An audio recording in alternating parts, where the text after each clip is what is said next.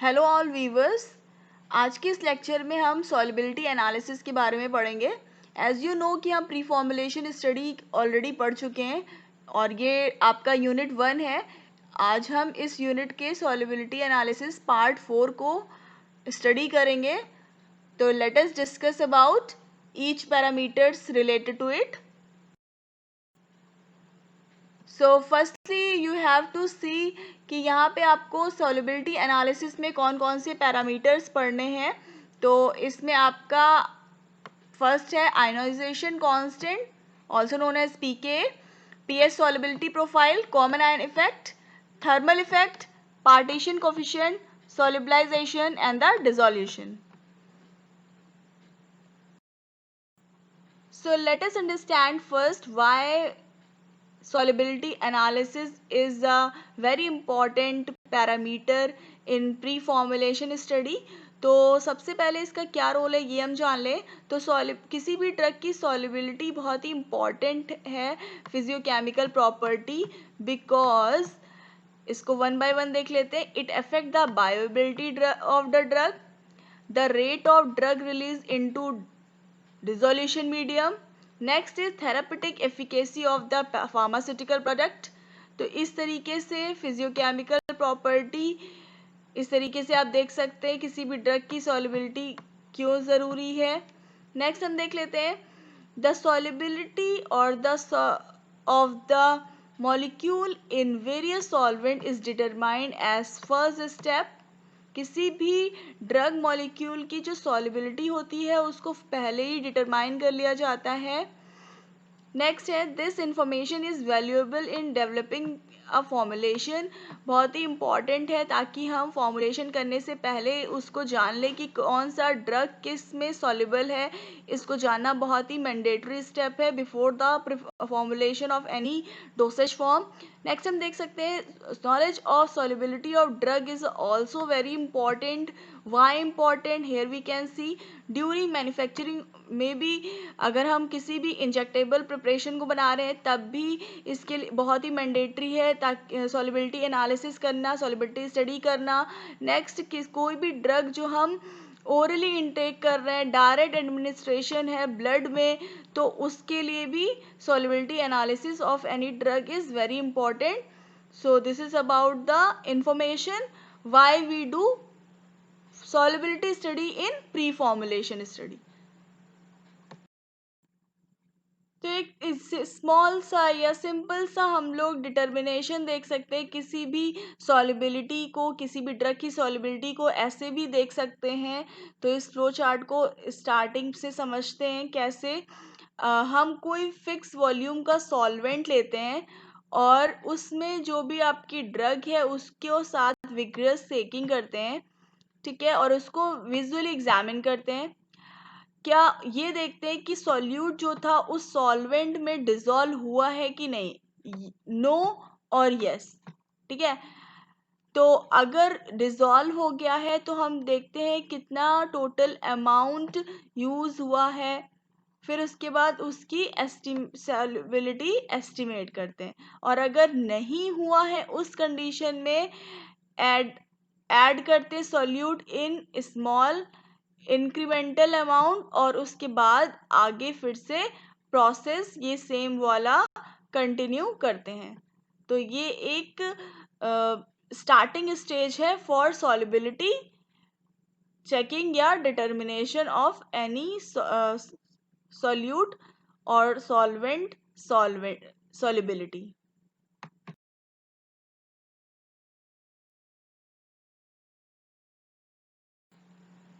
सो अब देख लेते हैं व्हाट इज आयनाइजेशन कांस्टेंट और पीके। कि कोई भी ड्रग आपको पता है मेनली वो वीक एसिड होगी या वीक बेस होगी, ठीक है। In solution of these drugs equilibrium exist करता है बिटवीन द डिसोसिएटेड मॉलिक्यूल्स और उनके आयंस में, ठीक है। तो pK is the dissociation constant of any drug. तो पीके क्या होता है, बेसिकली डिसोसिएशन कांस्टेंट होता है किसी भी ड्रग का, ठीक है। अगर किसी भी ड्रग का जो पीएच रेंज है बेसिकली 1 to 10 के बीच में है, विद इन 1 to 10 किसी भी ड्रग का पीएच रेंज है, तो वो इम्पॉर्टेंट होगा उसके डिसोल्यूशन और उसके एब्जॉर्प्शन के लिए, ठीक है।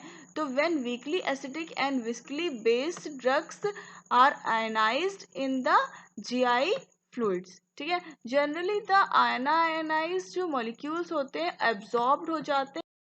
तो इसको कैलकुलेट, पीके को कैलकुलेट करने के लिए फॉर्मूला और जो मेथड यूज़ करते हैं उसको हेंडरसन हेसलबैथ इक्वेशन कहते हैं। इसमें वीक एसिड के लिए अलग फार्मूला है एंड वीक बेस ड्रग के लिए अलग फार्मूला है। तो इसको देख लेते हैं, P H equal to P K plus log ionize drug का कंसेंट्रेशन अपॉन अनआयनाइज ड्रग का कंसेंट्रेशन। तो बेसिक ड्रग में देख लेते हैं, P H equal to P K plus log unionize drug का कंसेंट्रेशन अपॉन आयनाइज ड्रग का concentration, ठीक है। तो नेक्स्ट हम देख लेते हैं, जो डिग्री ऑफ आयनाइजेशन है बेसिकली डिपेंड होती है पीएच पे। तो एसिडिक ड्रग का जो पीके रेंज होता है बेसिकली 3 to 7.5 होता है, और बेसिक ड्रग का जो पीके रेंज होता है बेसिकली 5 to 11 होता है। और पीके को डिटरमाइन करने के लिए जो मेथड्स हैं उसमें फर्स्ट मेथड है यूवी स्पेक्ट्रोस्कोपी, नेक्स्ट है पोटेंशियोमेट्रिक टाइट्रेशन, और next is your titrimetric method. तो these are the methods by which we can find out the pK. So this is about the pK और dissociation constant. So next देख लेते हैं about pH solubility profile के बारे में। तो कोई भी ड्रग अगर एसिडिक या बेसिक नेचर की है तो उसके जो सॉल्युबिलिटी में डिफरेंस होगा due to change in pH. तो पीएच में चेंज की वजह से किसी भी ड्रग, जो भी ड्रग एसिडिक होगी या बेसिक नेचर की होगी तो उसकी सॉल्युबिलिटी में डिफरेंस होगा। तो the solubility of acidic and basic drug जो होता है बेसिकली डिपेंड होता है on pK of the ionization functional group and the intrinsic solubility for both the ionized and unionized drug, ठीक है। तो जो solubility होगी बेसिकली किसी भी एसिडिक या बेसिक ड्रग की डिपेंड करती है किसी उसके पीके पे of the ionization functional group के, ठीक है। तो ये आपको समझ में आ गया। और किस तरीके से डिपेंड होगी, वो आयनाइज या अनआयनाइज फॉर्म में होगी, ठीक। तो the relationship between the solubility, किसी भी ड्रग की जो एसिडिक होगा या तो उसकी जो रिलेशनशिप को देख सकते हैं उसको हम बेसिकली, उसका इक्वेशन होगा, उसका फॉर्मूला है तो p H equal to P K plus log C S by C A. तो C S is your molar concentration of the salt form in water, or Ca is your molar concentration of free acid in water. So this is about the pH solubility profile. So इसको हम ऐसे समझ सकते हैं, कोई भी drug का access में लेते हैं उसका पाउडर और उसको प्लेस करते हैं बीकर में और ऐड करते हैं उसमें डिस्टिल वाटर और इसकी कंटिन्यूस स्टीयरिंग करते हैं, एंड देन उसमें हम आइदर एसिड या बेस ऐड करते हैं और उसकी कंटिन्यूस स्टीयरिंग करते हैं और उसका मेज़र करते हैं पीएच और उसका पीएच रेंज निकालते हैं। देन नेक्स्ट स्टेप में हम उसको फिल्टर करेंगे, डिटरमाइन करेंगे concentration of drug in the filtrate, and then इसके हम सॉल्युबिलिटी डिटरमाइन करेंगे। तो दिस इज अबाउट द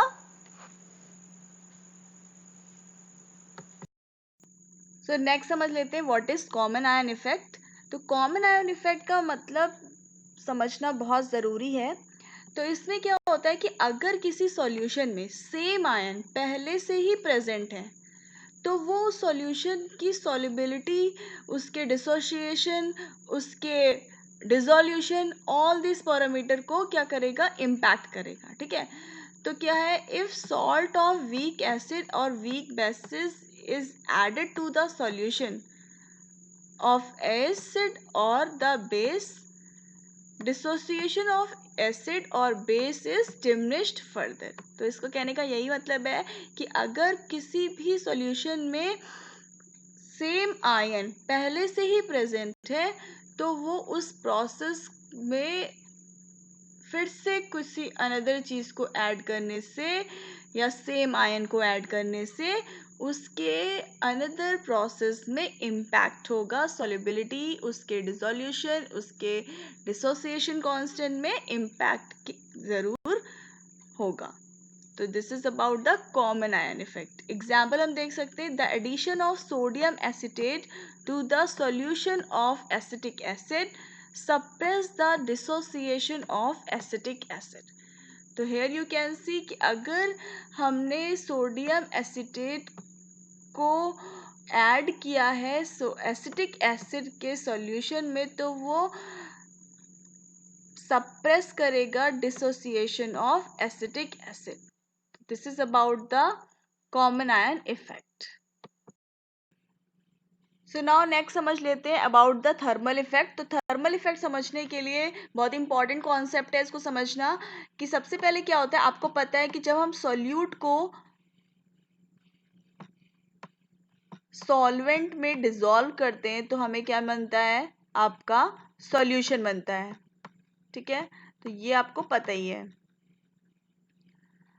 अब यहाँ पे हम दो एग्जाम्पल लेंगे और उस एग्जाम्पल से इस थर्मल इफेक्ट को समझेंगे।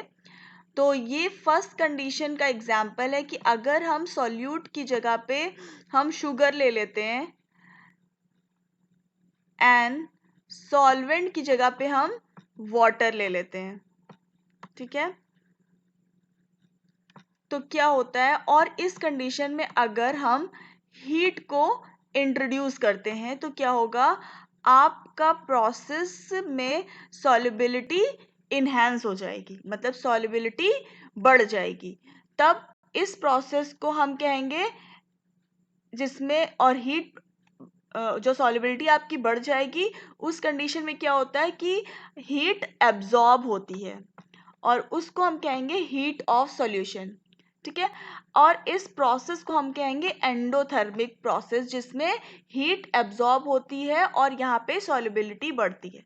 That is your first condition. Second condition में हम समझ लेते हैं कि अगर जहाँ हम सॉल्यूट की जगह पे चूना लेते हैं और सॉल्वेंट वाटर लेते हैं, तो अगर हम चूने को वाटर में अगर डिजोल्व करते हैं और अगर हीट प्रोड्यूस करते हैं तो उसकी सॉल्युबिलिटी इन्हेंस या सॉल्युबिलिटी इंक्रीज नहीं होती है, क्योंकि उस कंडीशन में क्या होता है, आपकी हीट प्रोड्यूस हो रही होती है।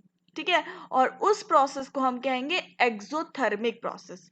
ठीक है, तो अब यहाँ पे ये कंडीशन समझ में आपको आ गई है कि ऑलवेज ये नेसेसरी नहीं है कि हीट देने से सॉल्युबिलिटी बढ़ जाए। आपने फर्स्ट कंडीशन में देखा कि हीट देने से सॉल्युबिलिटी इंक्रीज हुई थी, जबकि सेकेंड कंडीशन में हीट आपकी प्रोड्यूस हो रही थी और उस कंडीशन में हीट देने से सॉल्युबिलिटी डिक्रीज हो रही थी। ठीक है, तो फर्स्ट रिएक्शन का एग्जाम्पल है आपका एंडोथर्मिक का, और सेकेंड रिएक्शन को हम कहेंगे एक्सोथर्मिक प्रोसेस। तो this is about the thermal effect. So next is your partition coefficient. Partition coefficient को समझ लेते हैं।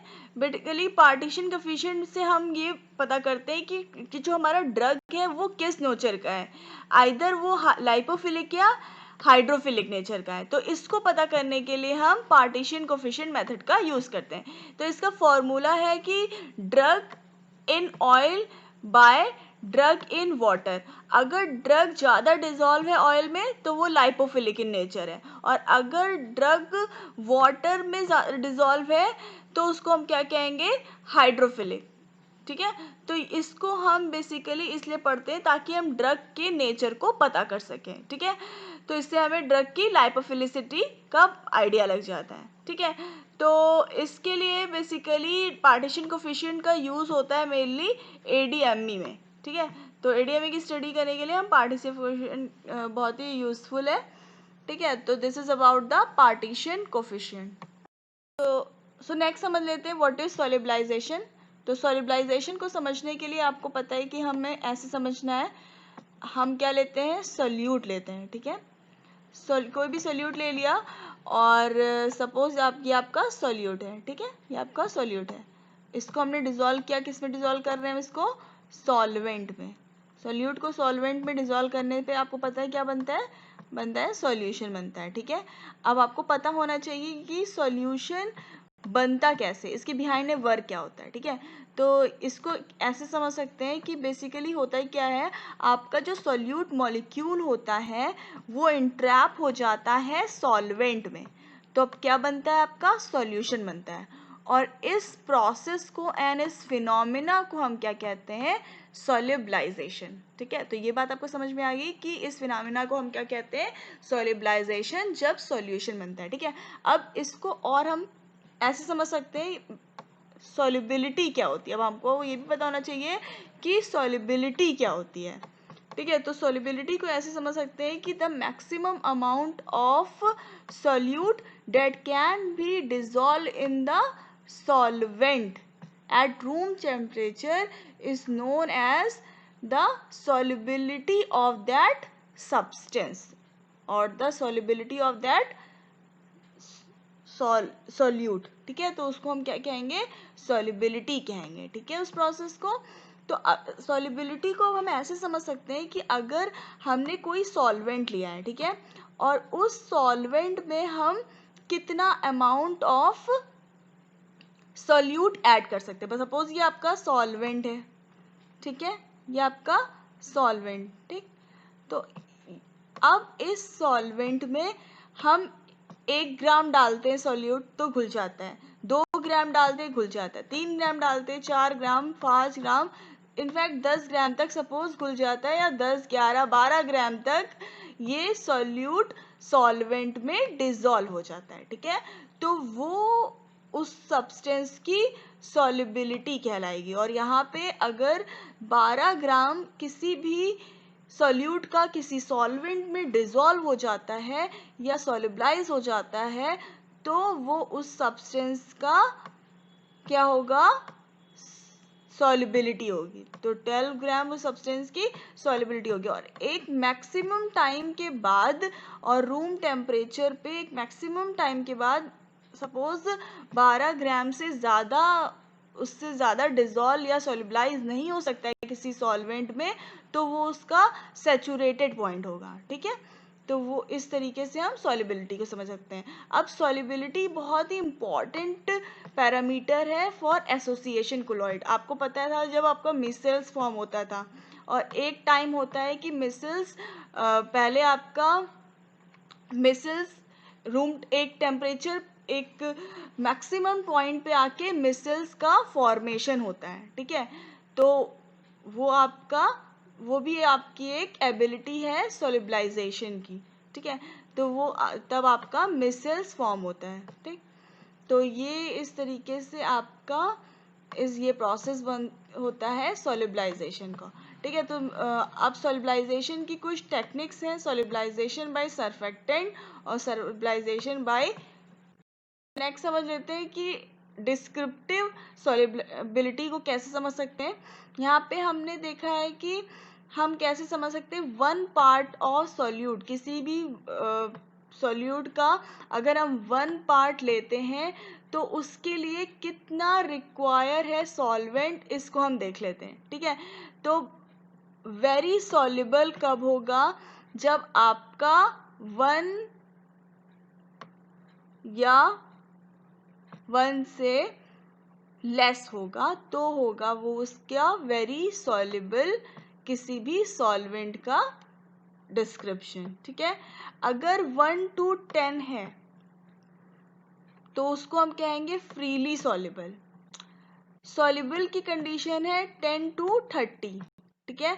स्पेरिंगली सॉल्युबल की कंडीशन है 30 to 100, स्लाइटली सॉल्युबल की है 100 to 1000, वेरी स्लाइटली सॉल्युबल की 1000 to 10,000, इनसॉल्युबल 10,000 से मैक्सिमम, ठीक है। तो this is about the descriptive of सॉल्युबिलिटीज।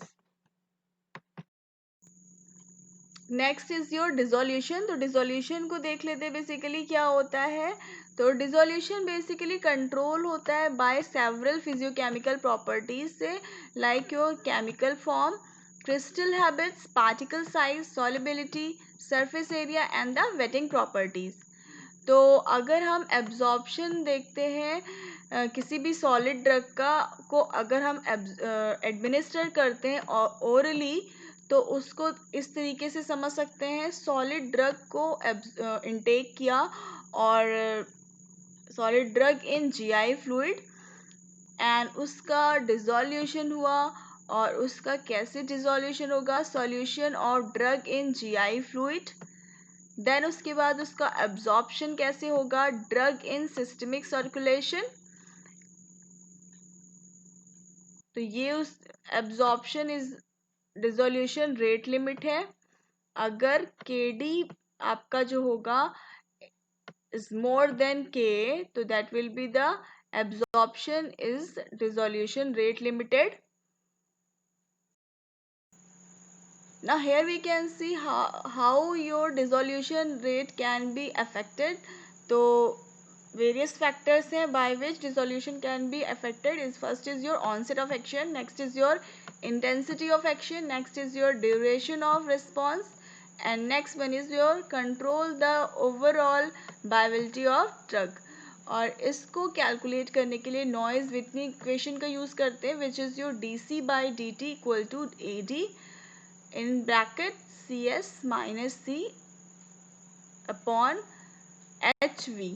तो जो आपका DC है विच is your dissolution rate, A है आपका surface area, D is your diffusion coefficient, H is your diffusion layer thickness, next C है आपका solute concentration, V is your volume of dissolution medium and CS is your solute concentration.